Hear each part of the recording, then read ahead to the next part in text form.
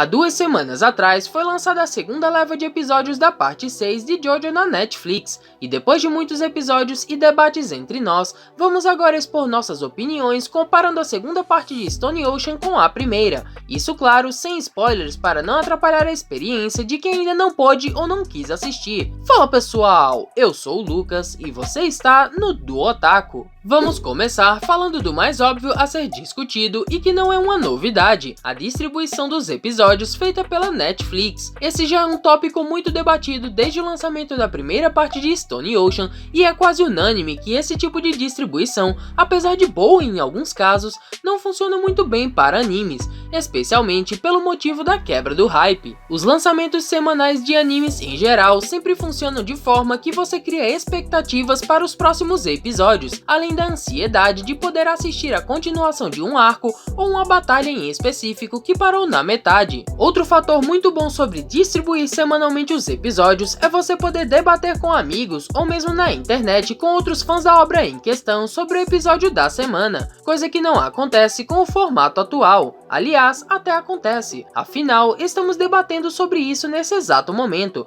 mas fica a pergunta agora, por quanto tempo isso vai durar? Podemos inclusive tirar como exemplo a primeira parte. Por quanto tempo JoJo ficou em alta? 1 mês? 2 no máximo? Enquanto tivemos cerca de 9 meses de espera quase sem notícias. Isso é péssimo para manter a empolgação do público e infelizmente a Netflix resolveu manter esse formato a contragosto dos fãs de JoJo, além do marketing falho de sequer tentar devolver os ânimos para a volta de Stone Ocean, o que não faz muito sentido e é um ponto total negativo, mas isso já era o óbvio, então vamos falar agora da animação em si. Em comparação à primeira leva de episódios, a parte visual teve uma boa melhora no geral, mas um grande problema surgiu também, especialmente dos episódios 13 ao 18. Notamos que o visual passava por uma séria inconstância entre quadros muito bonitos e bem animados com quadros bem feios. Isso de fato já era algo que Stone Ocean sofreu desde o início, porém nesses episódios em específico, os quadros bonitos eram mais bonitos que os da primeira parte, enquanto os quadros feios eram ainda piores que antes.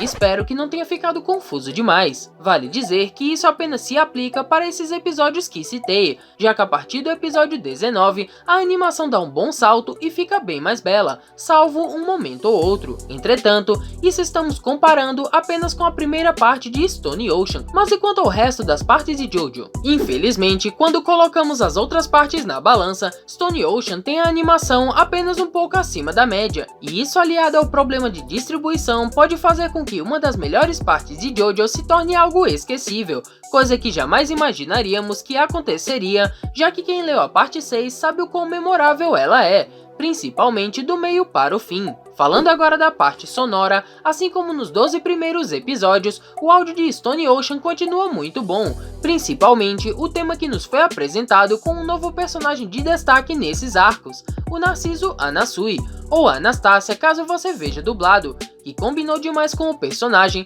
assim como aconteceu com o Weather Report anteriormente. O único ponto negativo nessa parte é justamente a abertura, que pra gente foi uma decepção tremenda ao vermos que continua sendo a mesma música e praticamente as mesmas cenas, com exceção de uma mudança ou outra, sendo a mais notável próxima ao final da abertura.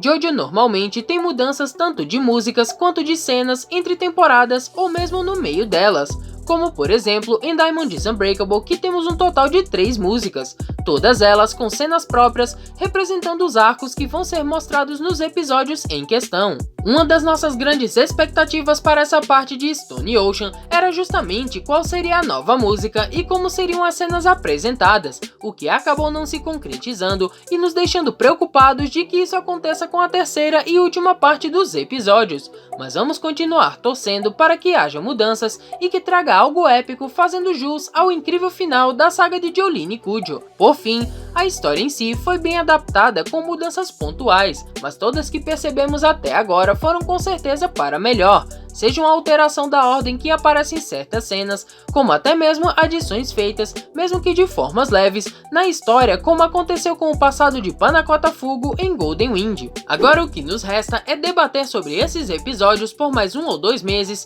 e aguardar quase um ano para os episódios finais de Stone Ocean. Será que o rap de Jojo está de volta? Para nós, não. Ele está morto, ao menos por enquanto. Com certeza, de uma forma ou de outra, Jojo voltou a ficar em alta devido aos lançamentos dos episódios. Mas até quando? Essa é a pergunta que infelizmente fica em aberto.